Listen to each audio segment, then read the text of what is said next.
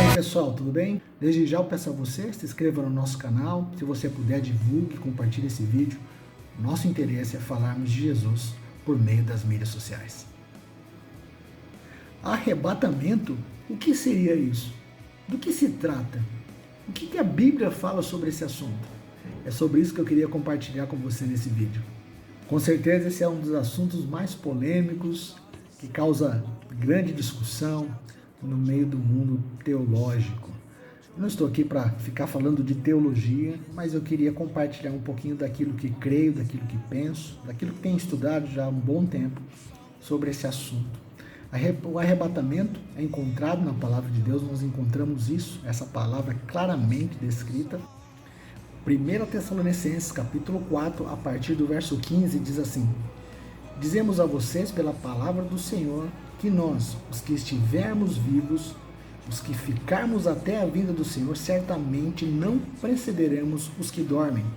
Pois, dada a ordem com a voz do arcanjo e o ressoar da trombeta de Deus, o próprio Senhor descerá do céu, e os mortos em Cristo ressuscitarão primeiro.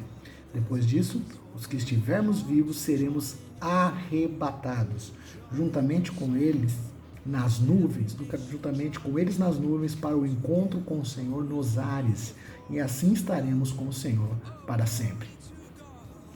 O outro texto bíblico que fala claramente sobre o arrebatamento, como a gente acabou de ver aqui em 1 Tessalonicenses, está em 1 Coríntios capítulo 15, verso de número 52.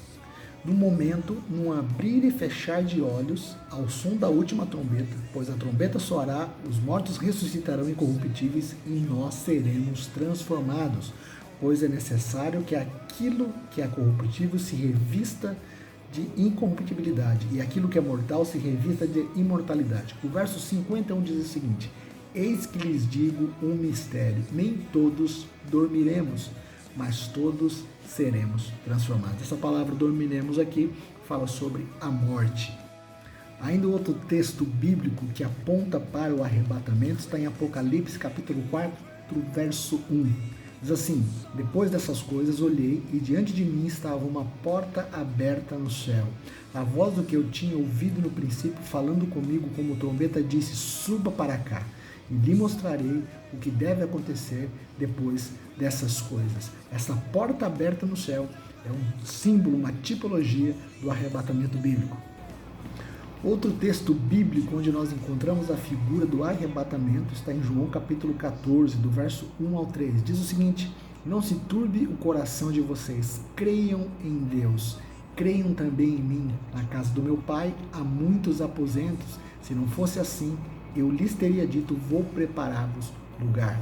E se eu lhes preparar lugar, voltarei e os levarei para mim, para que vocês estejam onde eu estiver. Veja, todos esses 4 textos bíblicos que nós lemos, e existem outros, eles apontam por esse evento maravilhoso, fantástico, que é o arrebatamento da igreja. O primeiro texto de 1 Tessalonicenses fala claramente da palavra arrebatamento, que também significa rápido, desaparecimento de pessoas, desaparecimento, separação. E aqui também, no verso 15, no capítulo 15, 51 e 52 de 1 Coríntios, também fala do evento do arrebatamento, esse momento de transformação, onde aqueles que estão vivos serão transformados, os mortos ressuscitarão. E o encontro se dá com o Senhor nos ares. Quando nós olhamos para Apocalipse capítulo 4, verso 1, não é o tema desse vídeo, mas se você for um estudioso da Bíblia e ler Apocalipse, do primeiro capítulo até o terceiro capítulo, você vai encontrar a igreja ali. Em várias partes é falado sobre a igreja. Do capítulo 3, ou melhor, do capítulo 4, depois do verso 1, onde existe essa declaração do anjo dizendo, sobe para cá, até o capítulo do número 19, de número 20, você não encontra mais a igreja. A igreja só vai aparecer quando Jesus está voltando. Por isso, eu defendo e creio que o arrebatamento da igreja é real e antes da grande tribulação. O outro texto de João, capítulo 14, de verso 1 ao verso 3, também fala de uma figura do arrebatamento, onde Jesus disse que prepararia lugar e voltaria para nos buscar para estar com Ele. Por que é uma figura do arrebatamento? Porque é quando nós encontramos Os textos bíblicos que falam da segunda vinda de Jesus mostram Jesus vindo com a igreja que já estava com Jesus, que já foi arrebatada antes da grande tribulação, no final da grande tribulação está voltando com Jesus para a destruição do anticristo, da besta, né, como a Bíblia fala, e não é assunto aqui para esse vídeo, mas para que você esteja ciente, e o início do milênio, nessa vinda de Jesus, novamente a terra com a igreja. Por isso, esse texto de João, onde Jesus fala, vos levarei para estar comigo, aponta para esse tempo do arrebatamento e o tempo que a igreja estará com Jesus, enquanto o mundo passará pela grande tribulação e principalmente os judeus passarão por um tempo de grande aflição para a salvação no final de tudo isso. Dentro desse assunto do arrebatamento, existe uma grande confusão que é feita, onde existe uma distinção muito clara na Bíblia entre o arrebatamento e a segunda vinda de Jesus. Muitas pessoas confundem o arrebatamento com a segunda vinda, dizem assim, poxa, Jesus então vai voltar em duas parcelas, né, em 2 tempos. Né? Nós vemos, isso também não é assunto, mas para você saber, desde o Velho Testamento, onde os profetas apontavam da primeira vinda de Jesus, a primeira vinda de Jesus se deu. E a profecia do Velho Testamento apontava para 2 momentos. Nós vemos profetas profetizando do final de todas as coisas e a segunda vinda de Jesus.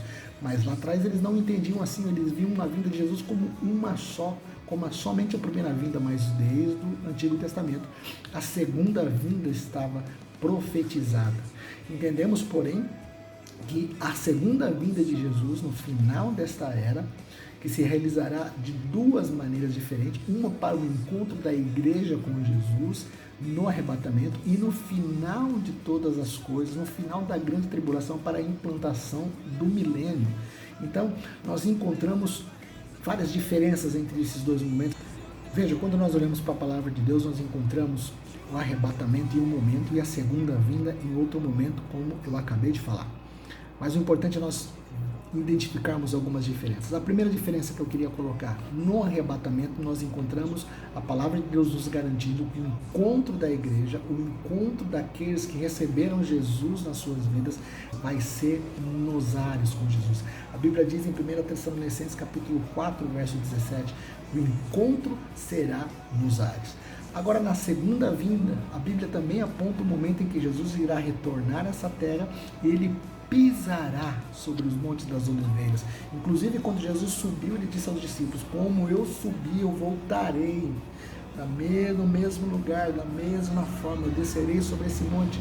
Jesus, quando subiu ao céu, após a sua ressurreição, ele partiu do monte das oliveiras. Lá em Zacarias capítulo 14, verso 4, nós encontramos ali o profeta Zacarias profetizando há mais de 2000 anos atrás, que Jesus voltaria naquele lugar e ele pisaria o Monte das Oliveiras. Então a segunda vinda de Jesus não é um encontro nos ares, a igreja não encontra Jesus nos ares, pelo contrário, a igreja gloriosa volta com Jesus à terra, no final da grande tribulação, onde o anticristo está reinando e dominando, está destruindo pessoas, está causando grande terror sobre a terra. Jesus volta e a Bíblia diz que com o sopro da sua boca destrói o anticristo, destrói a besta, e ali começa um novo tempo, o tempo do milênio, do reino de Jesus sendo estabelecido na terra para a restauração de todas as coisas. Então a primeira diferença é essa. Ainda Apocalipse capítulo 1, verso 7 diz que todo olho verá. Veja, o primeiro encontro de Jesus com a igreja é o arrebatamento. O segundo momento a segunda vinda de Jesus, de fato, quando ele virá à terra, vai ser no momento do final da grande tribulação e todo olho verá. O arrebatamento é como ao invisível, apenas a igreja, é um rapto, pessoas desaparecerão da face da terra, mas a segunda vinda, todo olho verá. É importante discernirmos essa diferença do arrebatamento e a segunda vinda de Jesus. Poderíamos dizer que a segunda vinda de Jesus se dá em 2 momentos. O primeiro momento, o arrebatamento da igreja.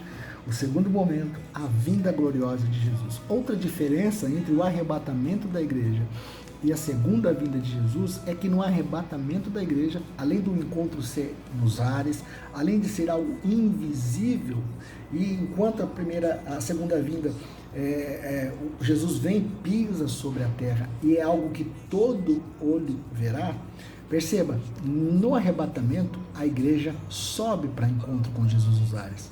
Na segunda vinda, a igreja desce. A igreja gloriosa virá com Jesus para julgar as nações, para que o milênio seja implantado na terra. Veja, desde o Velho Testamento nós encontramos textos bíblicos, inclusive mais de 150 capítulos da Bíblia ligados ao final dos tempos. Eu creio que esse é um assunto muito importante. Nós não podemos misturar arrebatamento com a segunda vinda. São duas coisas diferentes. Outro ponto importante, que também causa confusão, é algo simples, mas causa uma grande confusão por conta do imbróglio teológico que muitas vezes é feito. O arrebatamento, segundo a palavra de Deus, segundo o entendimento mais coerente, mais coeso com as verdades bíblicas, se dará antes da grande tribulação.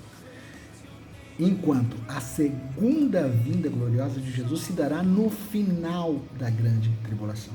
Um pequeno exemplo disso é nós olharmos o livro de Apocalipse. Como já disse aqui, os 3 primeiros capítulos nós encontramos a palavra igreja, tanto no seu original como na sua tradução. Nos 3 primeiros capítulos de Apocalipse, a igreja está lá.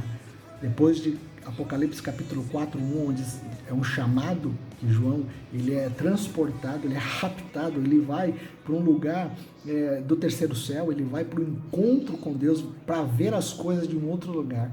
A partir dali a igreja desaparece do livro de Apocalipse. Muitos dizem, não, mas e os santos que aparecem em Apocalipse? Se você for estudar e perceber bem, os santos ali não é a igreja. Não é a igreja de Jesus, a igreja da Nova Aliança. Os santos ali é uma indicação aos judeus. Os santos indicam os judeus. Se você olhar a Bíblia no Velho Testamento, em toda a história, nós encontramos também a mesma expressão de santos. Santos homens de Deus. Santos que andaram com Deus. Então a palavra santos, quando muitos defendem, não, mas os santos estão lá, aparecem lá. Os santos ali não é a igreja. Tanto é que a igreja só vai aparecer lá no final como noiva. Ela já volta com Jesus como noiva. Por quê? Porque a Bíblia também fala das bodas do Cordeiro, que também durarão 7 anos. Será que isso é coincidência? 7 anos de grande tribulação na terra, 7 anos das bodas do Cordeiro. Esse tempo, eu creio, que é o tempo em que a igreja será arrebatada e passará as bodas com o Cordeiro. E no final dos 7 anos, a segunda vinda de Jesus, a igreja gloriosa volta à terra para estabelecimento do milênio e a restauração de todas as coisas. É isso aí, pessoal. Eu queria fechar essa pequena reflexão sobre escatologia. É um assunto que eu sou apaixonado e venho estudando já há bastante tempo. E eu queria incentivar e desafiar você a também se dedicar a estudar os eventos dos finais dos tempos. Nós encontramos Paulo, e eu vou fazer um vídeo específico sobre esse assunto.